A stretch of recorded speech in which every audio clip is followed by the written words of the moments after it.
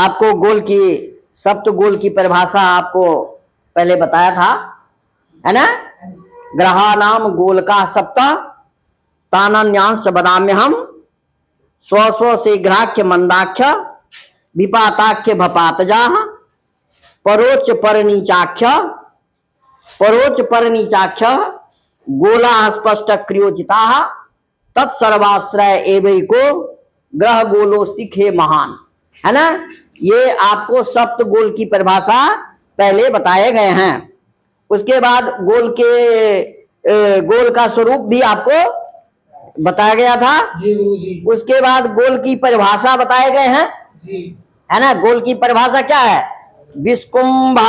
विस्कुंभो परिवृत्तार्धे भ्राम्यमानेत सर्वतः गोल क्षेत्राभिधम गेयम गोल विद्भिर मुनीश्वरे, है ना।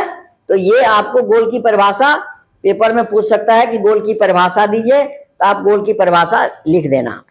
अब यहाँ पर बिंदु का लक्षण हम बताने जा रहे हैं। बिंदु का लक्षण क्या है? तो देखो, बिंदु किसे कहते हैं?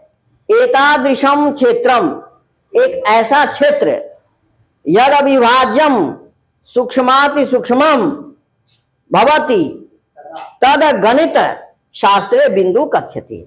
वो ऐसा क्षेत्र जो अविभाज्य है, उसको हम विभाजित नहीं कर सकते हैं। सूक्ष्माति सूक्ष्म है, एकदम परमाणु है ना। अब आप बाहर से कमरे में जब सूर्य की रोशनी आती है, उसमें देखते होंगे कि छोटे छोटे कण उड़ते रहते हैं, है ना। तो वो परमाणु है। क्या है? परमाणु स्वरूप है। वो बिंदु है, उसको विभाजित नहीं कर सकते हैं। उसको गणित शास्त्र में क्या कहते हैं? बिंदु कहते हैं, है ना।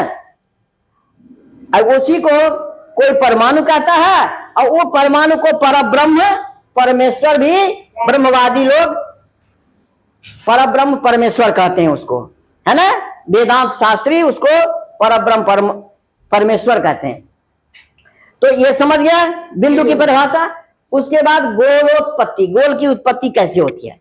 ये गोल है ना, पृथ्वी कैसा है? गोल है। ब्रह्मांड पूरा गोल है। तो देखो, बिंदु रेखा ततो वृत्तम, पहले क्या बनता है? बिंदु।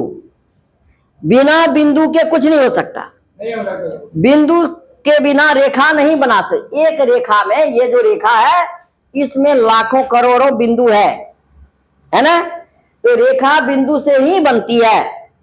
तो बिंदु रेखा ततो वृत्तम, पहले बिंदु, उसके बाद रेखा, है ना। देखिए छोटे छोटे बिंदु दे दिए, छोटे छोटे बिंदु से वो रेखा बन जाती है, और रेखा से क्या बन जाता है? वृत्त। और रेखा से ही तो वृत्त बनेगा। ये तो बिंदु रेखा ततो वृत्तम, वृत्तर गोला प्रजायते, और वृत्त से क्या होता है? गोल बन जाता है। वृत्त से गोल बन जाता है। और एभिर व्याप्तम जगत तस्मात् स्वरूपम निरूप्यते, ये जो गोल है, ये पूरा संसार में व्याप्त है ना। इसी को क्या कहते हैं? ये गोल, है ना। संसार जगत कैसा है? गोल स्वरूप है। तो सबसे मुख्य क्या हुआ? सबसे मुख्य हुआ बिंदु, परमाणु।